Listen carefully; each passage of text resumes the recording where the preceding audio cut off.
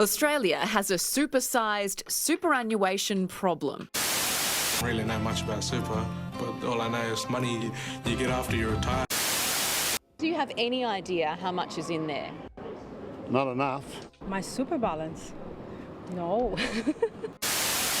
Bev, you're sitting on a monster. Literally and figuratively. It's my superannuation from Australian Retirement Trust. 10 years ago, Greg switched to an industry super fund. Dave stayed with a retail super fund. Compare the pair. It's never too late.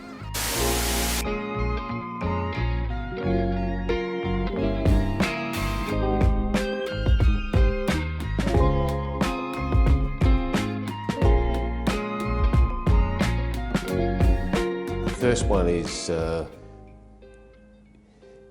not opening their mail, and when they do, is having an understanding of how to measure the performance,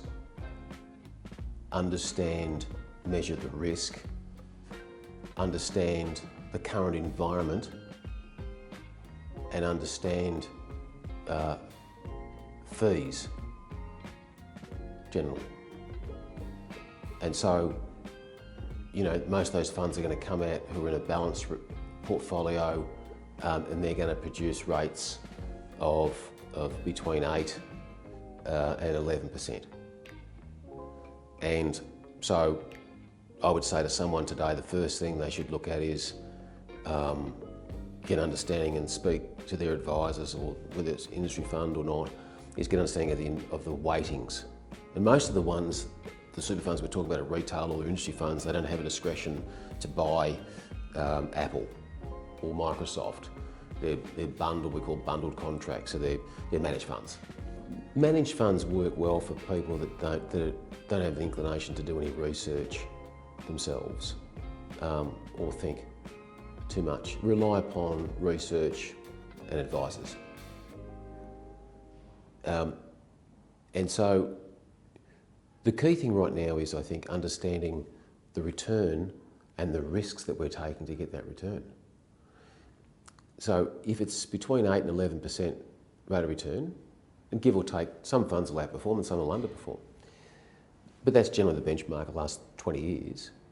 If that's the case, well then, if I'm wearing 70% share market exposure and I'm getting 9.7% rate of return, and the share market's overvalued by 21%,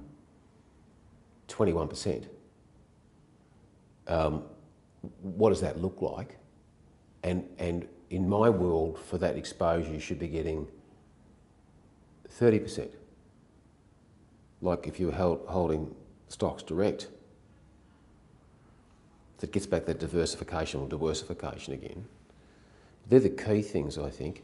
Fees, if you're paying higher, most fund managers today and most fund providers, if you're getting charged high fees, they're not going to be in business that much longer, because it's a race to the bottom. Fees now have become down. Geez, fees now, since I started this 35 years ago, have dropped, 80%.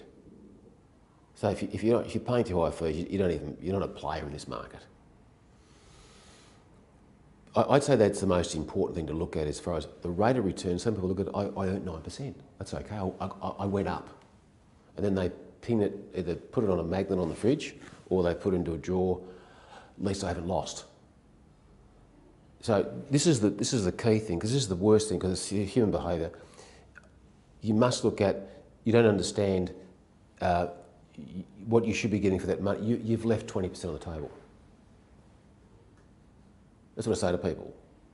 So I have a lot of industry funds they get referred to, just to jump in on teams now and again with my retail department on a client that's got $3.5 million in a retail super fund, industry fund.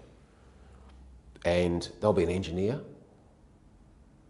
not so much a teacher, engineers and teachers, the hardest ones to convince, because they know so much. And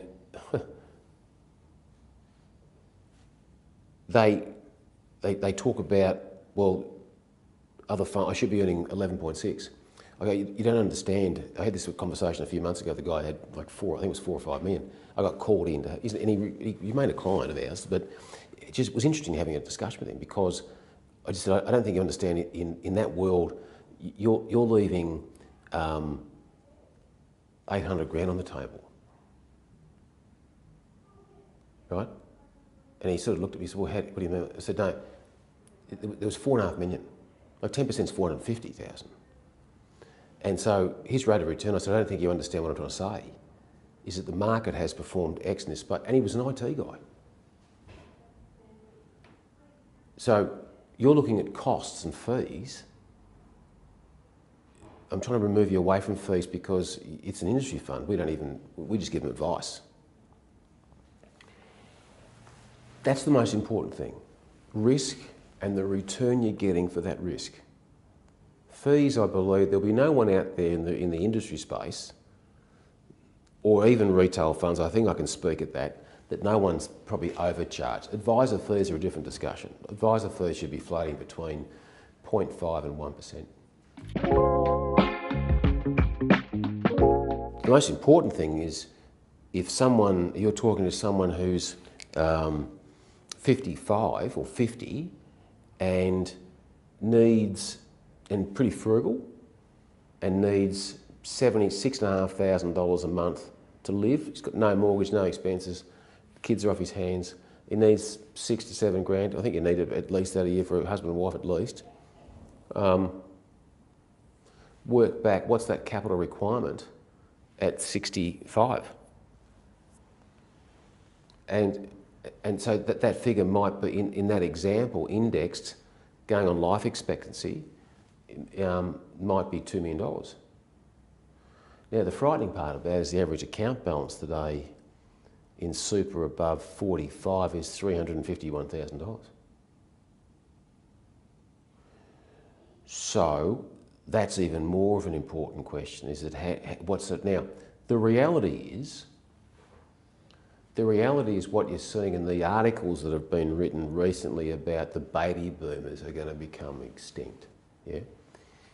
The reality is that the only way people, and I've seen it happen before, and I don't see much of the retail department as much anymore, but you'll see people, the baby boomers will be okay, with an understanding they'll either have a reverse pension or a pension bonus scheme with the government. They'll need to take a loan on their house with the super they've accumulated, but not enough. Selling the home is probably a bit over the top, but it might be a pension bonus scheme. It might be selling the home and renting, but making sure you've got plenty of money in super and plenty of money in the bank. So the baby boomers are, the middle class is shrinking, but I'm saying that they'll be okay because they've got a home, they just haven't got as much in super, and 90% of their wealth, well, 75 to 90% of their wealth is in the home. Not a bad thing, it's tax deductible. It's probably tax free if they sell it. And you'll see the baby boomers might have to come to the realisation, well, I need a loan, which the banks won't give them a loan. It's a pension bonus scheme, which you get 10% back. It's a very nominal amount. You'll get government pension maybe, but if you need that kind of money as a couple, you're blowing well over the pension limits. And you might mean that you've either got a line of credit on the home to live, or you sell the home and rent somewhere really nice and have 30 years of spending in your super fund. And whatever you don't spend, when you do clock off, you pass the kids. That's where the baby boomers will probably be okay, but come to that realisation. Yeah, the most frustrating thing I come across is self-employed people have got it because they now believe that the superannuation, they're convinced, subject to this unrealised gains, but even so, they have a belief that it is deductible and it's a great tax entity to preserve wealth. I think the younger generation, the frustration is not as apparent anymore because I never dealt with a lot of younger people. Younger people have no, they don't consider superannuation important. Superannuation is just for old people, and someone 25 to 30 years of age, you're not going to get deductible contributions of $30,000 a year out of someone that age because they're struggling to survive.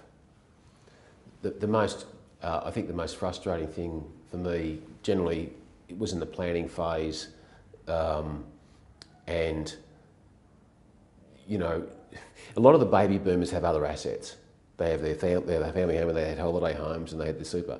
But it was the most frustrating thing I get getting back to that question, because I didn't really think about that, was people in industry funds and set and forget, having some decent money in there, but having no understanding of, they were so conscious of cutting fees. As long as I'm paying next to nothing in fees, I can talk to my neighbour about, well, I'm only paying an administration fee of X. This is the most frustrating thing when I look back. I don't deal in this space anymore, and I've got X, Y, Z in there, and it's just humming along nicely. And what you really like to say to them is, no, you're a fool. You're paying the lowest amount of fees, but you're leaving. You've got $2 million in there, $1.5 million in there, and you're losing $100 grand a year. You're saving. You've done great because in a retail space you would have been paying $3 grand more, but you're $97,000 worse off because you don't know what you're doing with your money. And you've been told on where you should invest the money by their website on a risk profile. And you've ticked the box. And then you've set and forget, and we'll see how it flies. These are people oblivious to what's going on in the market, global market, the jungle, and oblivious to what's happening in the investment markets. Well, there's websites you can go on. You can go on a myriad of different websites now on sort of ratings, and there's a myriad of comparison sites here in the US where you can compare. But it goes beyond that because where it gets shielded, the information is that you compare let's say top 4 industry funds. Australian Super's the biggest, of course. ESSS, you go to those funds and compare, but they'll have a fee comparison. They're watching each other trade.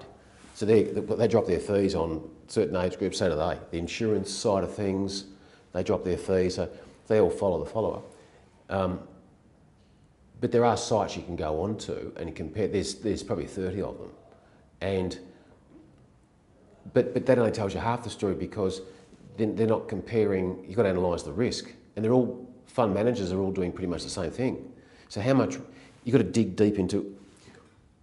Where's the next 15-20% coming from in the market? That's the question. That's the question.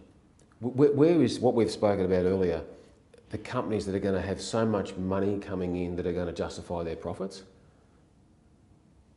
How do we get that money into those companies and have some cash, some gold, and be invested into those unbelievable businesses and forget about going into a managed fund that's got low fees with 380 funds? Diversification, the crowd. That's how people need to think. And unfortunately, the system is that to think in that space I refer to, you're talking about not just percentage, and I've got the data on this, there's probably in this space 4,000 people in Australia that do what I just said. Out of 15.9 million taxpayers. You know why? Because it's too hard, and I need to think. The advisor said it's just go into a balanced fund. It's not a bad thing, but I'm talking about there's a big extreme between 10% and 25% earnings. And some of these funds, by the way, when you speak to accountants and top-end advisors, their fee won't be 0.2% or $300 on $1 million or $2 million. It's going to be about $5 grand. And the advisor fee will probably be another 1%. But there's a lot more work involved. I mean, people don't realise there's 10 times the amount of work to manage your money to do what I'm doing there. But you can go home, and I know your wife's beautiful, but she could go home and say, look, we'll just put an industry fund. And she might convince you, but I'm just saying you can't compare the costs. There's a big difference between $45,000 Camry to a $1 million SVJ Lamborghini in performance. You know. Not as much fees coming out, there's more money in the super. The low fees was definitely a big plus. It's the same in super. People say, oh, I've got to get fees, industry funds. We'll say, well, I look at it and go, that's madness. You know.